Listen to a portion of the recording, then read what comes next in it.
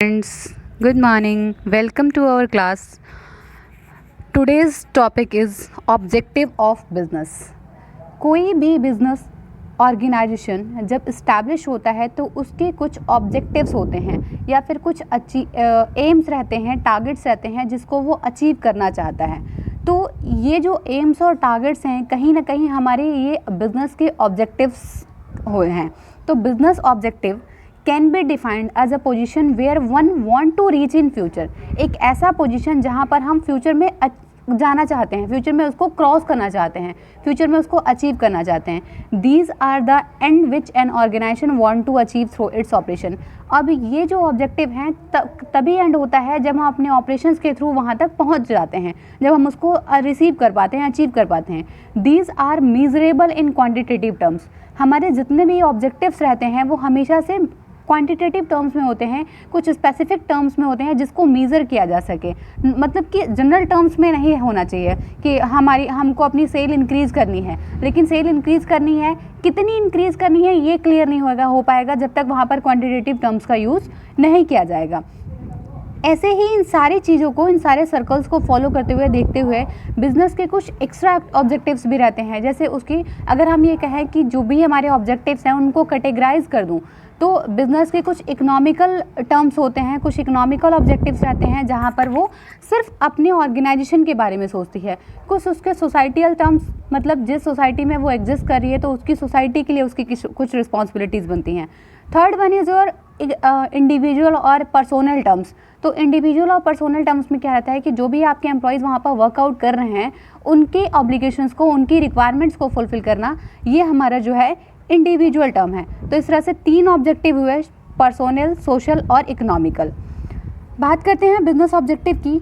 तो formally business objective को 2 ही types में डिवाइड कर देते हैं, इकोनॉमिक और सोशल। वैसे तो 3 होते हैं, मैंने कहा इकोनॉमिक, सोशल और पर्सोनल, लेकिन सोशल और पर्सोनल को एक जगह हम कंबाइन कर सकते हैं। तो इस तरह से बिजनेस ऑब्जेक्टिव जो हैं वो 2 तरीके से 2 टाइप्स में डिफाइन कर दिए गए। First one is your economic objective और second one is your social objective. अगर हम बात करें इकोनॉमिक ऑब्जेक्टिव की, तो सेम इकोनॉमिक ऑब्जेक्टिव में भी इसके, अगर हम इसको लेयर्स के तरह से स्टेप बाय स्टेप इसको फॉलो करें तो इकोनॉमिक ऑब्जेक्टिव की 3 टर्म्स होते हैं। एक होता है सर्वाइवल, दूसरा होता है प्रॉफिट एंड तीसरा होता है ग्रोथ। अब सर्वाइवल, प्रॉफिट, ग्रोथ की अगर फॉर्मली बात करें तो सर्वाइवल, जहाँ पर बिजनेस ऑर्गेनाइजेशन जो हैं जो सिर्फ और सिर्फ अपने एग्जिस्टिंग के बारे में सोचते हैं कि किस तरह से हम अपनी लॉन्ग टर्म एक्सिस्टेंस जो है मार्केट में बना सकें, स्टैंड अप कर सकें, किस तरह से हम अपनी बेसिक नीड्स को फुलफ़िल कर सकें और किस तरह से हमारा मार्केट में जो हमारी एक स्टैंड अप है वो मतलब क्रिएट हो जाए। प्रॉफिट कि जब हमारी सर्वाइवल नीड कंप्लीट होती है तो हम थोड़ा सा हाइक करते हैं अपनी सर्वाइवल नीड को और हम वहाँ पर ह्यूज प्रॉफिट के बारे में सोचते हैं। और जब प्रॉफिट ह्यूज हो जाता है तब हम कहीं ना कहीं उसको अपने प्रॉफिट को कहीं इन्वेस्ट करके अपनी ग्रोथ को मेंटेन करते हैं कि कैसे भी हम अपने बिज़नेस को एक्सपर्टाइज डाइवर्सिफाई कर दें, मॉडर्नाइज कर दें। तो कहीं ना कहीं अपने बिज़नेस को डाइवर्सिफाई करके अपनी ग्रोथ को मेंटेन करते हैं। तो अभी हम स्टेप बाय स्टेप बात करते हैं। सबसे पहला इकोनॉमिक ऑब्जेक्टिव का पहला टर्म रहता है earning of profit. Generally profit is regarded as the main economic objective of any business. Formally किसी भी बिजनेस का मेन ऑब्जेक्टिव क्या होता है कि वो इकोनॉमिकली सोचे कि किसी भी तरह से उसको कुछ इकोनॉमिक वे में कुछ उसको प्रॉफिट हो, कुछ फ़ायदा हो। Profit is a return in which any entrepreneur expect to get on what he has invested in the business. मतलब कि जो भी उसने इन्वेस्ट किया है उसके रिटर्न में उसको कुछ एक्सपेक्टेशंस रहती हैं। मान लो कि मैंने आज 10 लाख रुपए इन्वेस्ट किया तो मैं चाहती हूँ कि हाँ, इन बैक मुझे कुछ ना कुछ उस 10 लाख में प्रॉफिट इंक्रीज़ होकर के मिले, प्रॉफिट ऐड होकर के मिले। तो पहला मोटिव जो रहता है बिजनेस एंटरप्रेन्योर्स का या फिर बिजनेस एंटरप्राइजेस का कि वो रहता है कि profit, basically profit is the main source of income and source of finance for expanding the business. कि बिना प्रॉफिट के हम अपने बिजनेस को ना तो एक्सपेंड कर सकते हैं और ना ही हम बिना प्रॉफिट के अपने बिजनेस को एज्यूम कर सकते हैं कि कहीं ना कहीं सोर्स ऑफ इनकम भी हमारा प्रॉफिट है और सोर्स ऑफ फाइनेंस भी हमारा प्रॉफिट है। It is one of the key which determine the overall efficiency of business enterprise. मतलब प्रॉफिट एक ऐसा टर्म है जो कहीं ना कहीं पूरे बिजनेस एंटरप्राइज की एफिशिएंसी को जज करता है कि अगर आपने प्रॉफिट अर्न किया दैट मीन कि आपका बिजनेस बहुत स्ट्रॉन्ग है, बहुत साउंड है, बहुत अच्छा चल रहा है, और अगर आपने प्रॉफिट अर्न नहीं किया, इट मीन्स कि आपका बिजनेस जो है वो कहीं ना कहीं लो कैटेगरी पे है या फिर बिलो कैटेगरी पे है।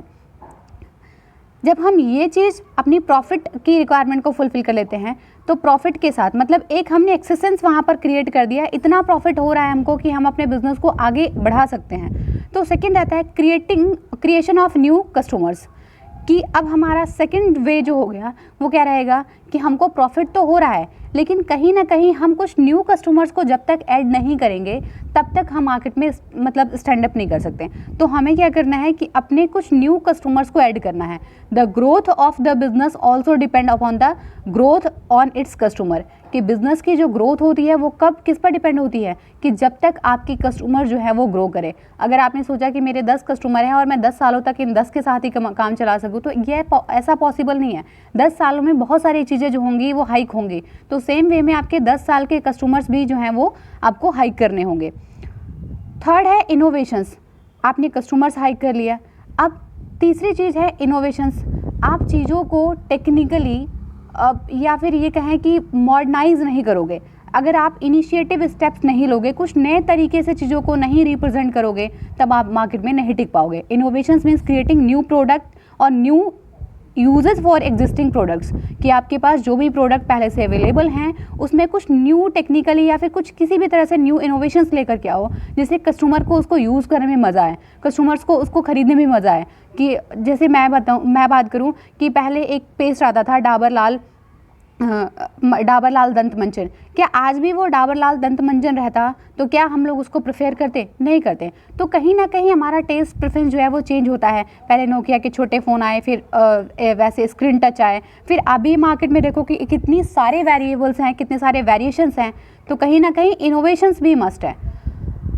फोर्थ है आपका ऑप्टिमम यूटिलाइजेशन ऑफ रिसोर्सेज।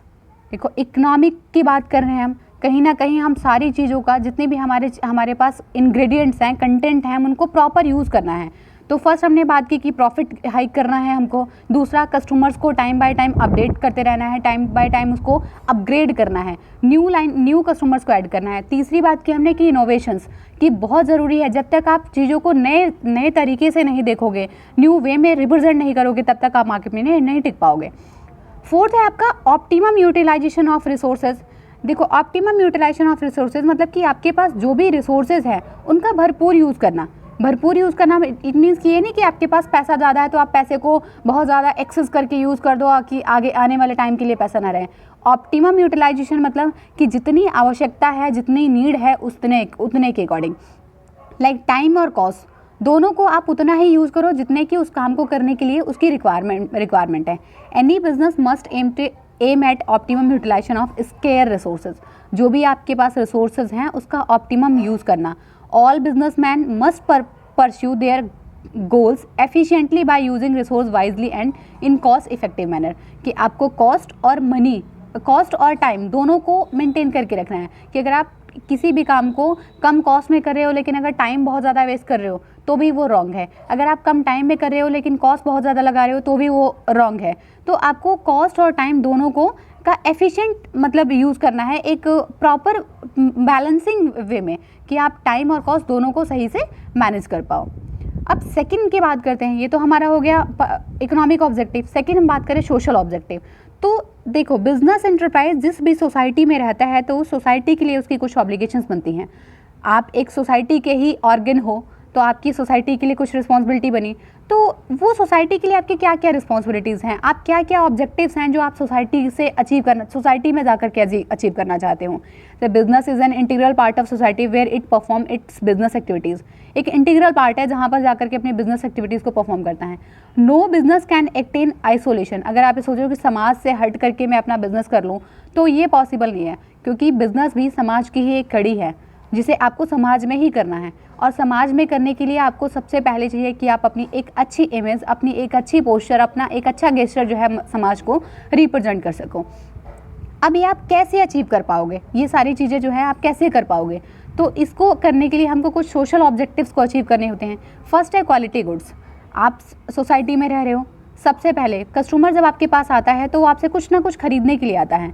जो भी आप गुड्स एंड सर्विसेज आप उसे प्रोवाइड कर रहे हो तो आपकी ड्यूटी बनती है ये मस्ट है कि आप उसे क्वालिटी गुड्स प्रोवाइड करो। जो भी आप गुड्स उसे प्रोवाइड कर रहे हो उसकी क्वालिटी अच्छी होनी चाहिए, राइट टाइम पर आप उसे प्रोवाइड करो, राइट प्लेस पर उसे प्रोवाइड करो, उसकी ड्यूरेबिलिटी, उसकी प्योरिटी, उसकी सेफ्टी, इन सारे टर्म्स में वो परफेक्ट होना चाहिए। सेकेंड है फेयर ट्रेड प्रैक्टिसेस।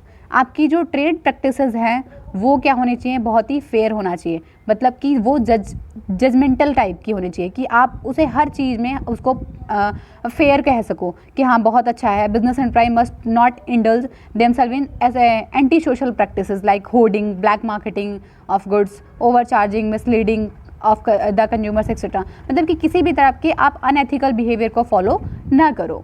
तीसरी ड्यूटी बनती है जनरेशन ऑफ एम्प्लॉयमेंट। आप जिस सोसाइटी में रहते हो आपकी उसके लिए ड्यूटी बनती है कि आप वहाँ के लोगों को एम्प्लॉयमेंट प्रोवाइड करो। आपकी फॉर्म में अगर जगह है तो आप वहाँ के लोगों को एम्प्लॉयमेंट प्रोवाइड कर सकते हो। वहाँ के लोगों के वेल्थ मैक्सिमाइजेशन की आप बात कर सकते हो, उन लोगों की जो स्टैंडर्ड ऑफ लिविंग है उसको हाइक कर सकते हो। और जो मैंने इंडिविजुअल ऑब्जेक्टिव की बात की थी तो वो इंडिविजुअल ऑब्जेक्टिव है आपका वेलफेयर ऑफ एम्प्लॉयज़। आपकी सबसे इम्पोर्टेंट ड्यूटी है कि आपके पास जो भी एम्प्लॉयज़ हैं उनके वेलफेयर के बारे में सोचना।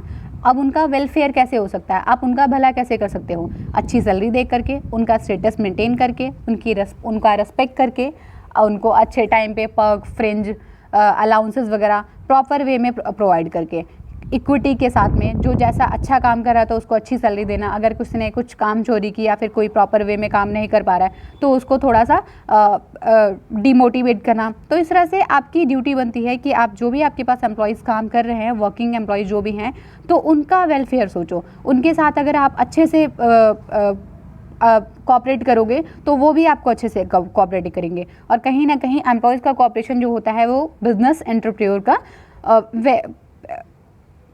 बिजनेस एंटरप्रेन्योर्स जो हैं उनका जो है वो एक इमेज जो होता है वो उससे बिल्डअप रहता है।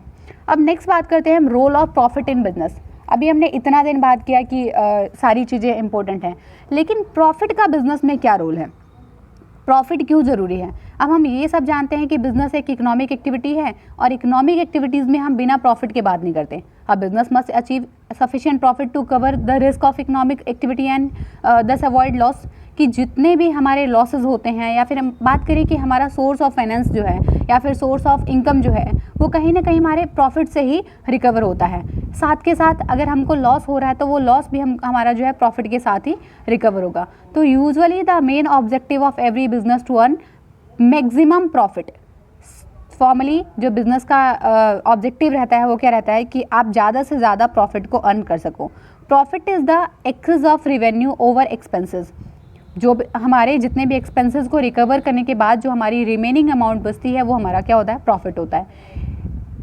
It is a return which every businessman expect to get. मतलब एक ऐसा रिटर्न जो हर एक बिजनेसमैन सोचता है कि मैं जितने भी मेरे खर्चे हैं उन खर्चों को निकालने की कुछ एक्सेस मनी बचेगी तो वो हमारा क्या होगा, इनकम होगा या फिर वो हमारा प्रॉफिट होगा। अभी हम बात करते हैं कि प्रॉफिट का क्या रोल रहता है बिजनेस में।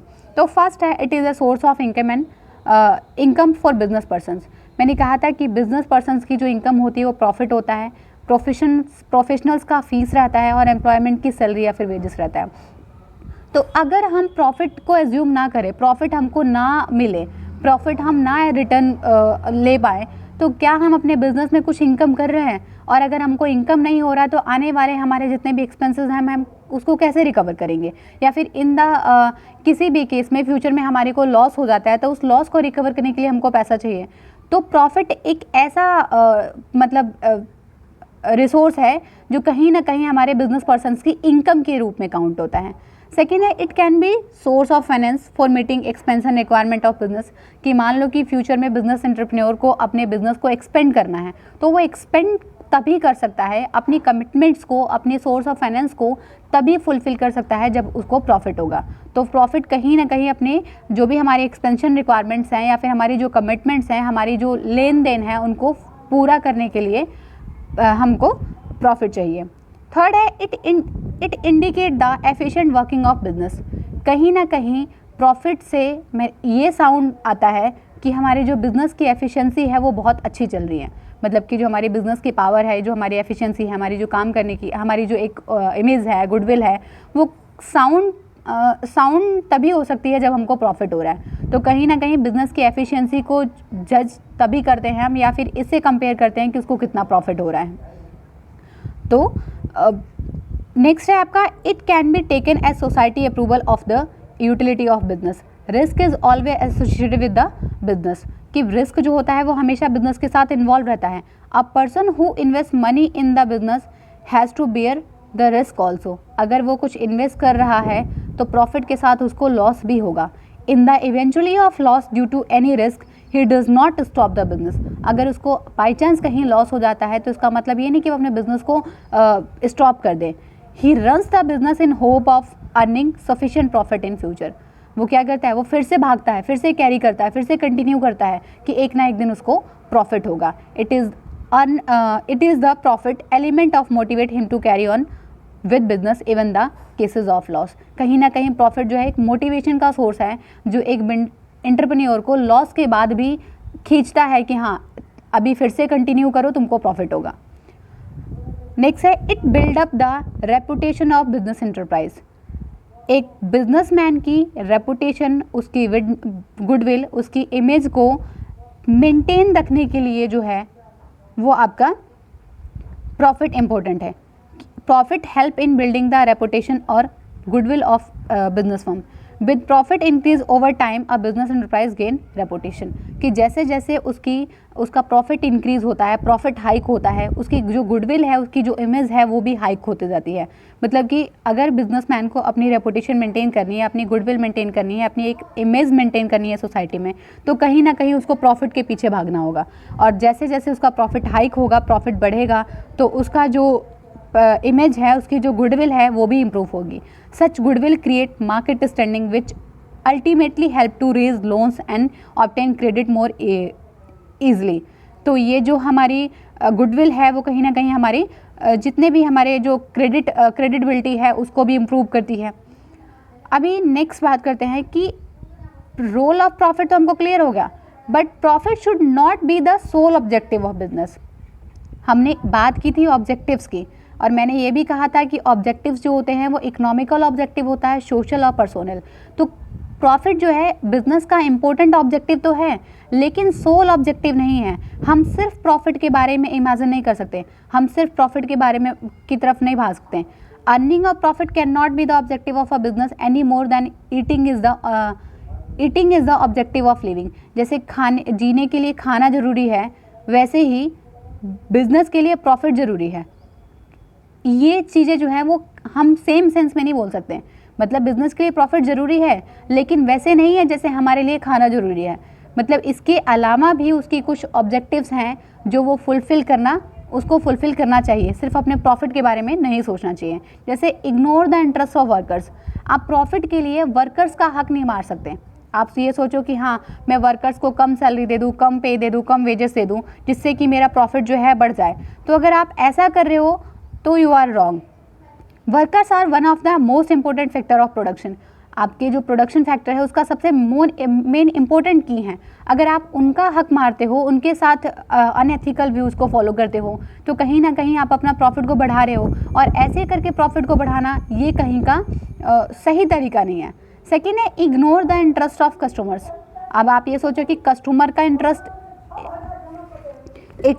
का इंटरेस्ट जो है वो आप इग्नोर करके और तब आप प्रॉफिट की बात करो, तो कहीं ना कहीं ये भी रॉन्ग है। Customer are very important of every business in sense without their existence even thinking about business is merely a dream. अगर हम बिना कस्टमर्स के सोचे कि हाँ बिजनेस पॉसिबल है तो सिर्फ ये सपने की तरह है। ऐसा कुछ भी फिक्स नहीं है कि आप बिना कस्टमर्स के किसी बिजनेस को एज्यूम कर सकते हो।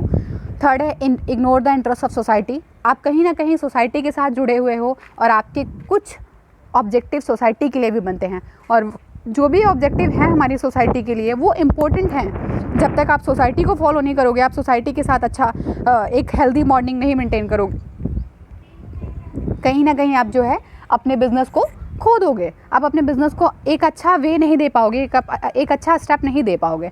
Long term, ignore long term interest of the business itself. Profit maximization may not be the objective for short term. मैंने बोला था सर्वाइवल की एक बात की थी, तो सर्वाइवल जो होता है कहीं ना कहीं लॉन्ग टर्म एक्सेसेंस के लिए होता है कि हम एक ऐसा स्टेप लेते हैं जो कहीं ना कहीं हमारे बिजनेस को एक लॉन्ग टर्म एक्सेसेंस की तरफ मोड़ता है। तो अगर हम ये सोचें कि हम शॉर्ट टर्म ऑब्जेक्टिव्स के पीछे भागें कि हमको बस थोड़ा सा प्रॉफिट हो जाए या फिर हमको ज़्यादा सा प्रॉफिट हो जाए, तो ज़्यादा सा प्रॉफिट हमको एक बार तो हो सकता है, हमको कुछ इलीगल या फिर अनएथिकल करके एक बार तो हमको प्रॉफिट हो सकता है, लेकिन हम ये सोचें कि हमको कंटिन्यूस प्रॉफिट होता रहे तो ये पॉसिबल नहीं है। तो इसको पॉसिबल करने के लिए आपको चाहिए कि आप कहीं ना कहीं जो है वो आप बिज़नेस की लॉन्ग टर्म प्रॉफिट के बारे में सोचो, और लॉन्ग टर्म प्रॉफिट तभी पॉसिबल है जब आप सारे इंग्रेडिएंट्स के बारे में सोचोगे। आप वही काम करो जो आपके लिए अच्छा है, वही काम करो जो कहीं ना कहीं एक अच्छा साउंड करता है, कहीं ना कहीं जो है आपकी इमेज को आपकी गुडविल को सारी चीज़ों को मेंटेन करके रखता है। तो कंक्लूजन सिर्फ इतना ही है कि ये सारी चीज़ें जो हैं वो प्रॉफिट जो है वो एक सोल ऑब्जेक्टिव नहीं है, प्रॉफिट जो है वो एक सोल ऑब्जेक्टिव नहीं है। आपको बाकी सारी चीज़ों के बारे में भी, बाकी सारे ऑब्जेक्टिव्स के बारे में भी सोचना है।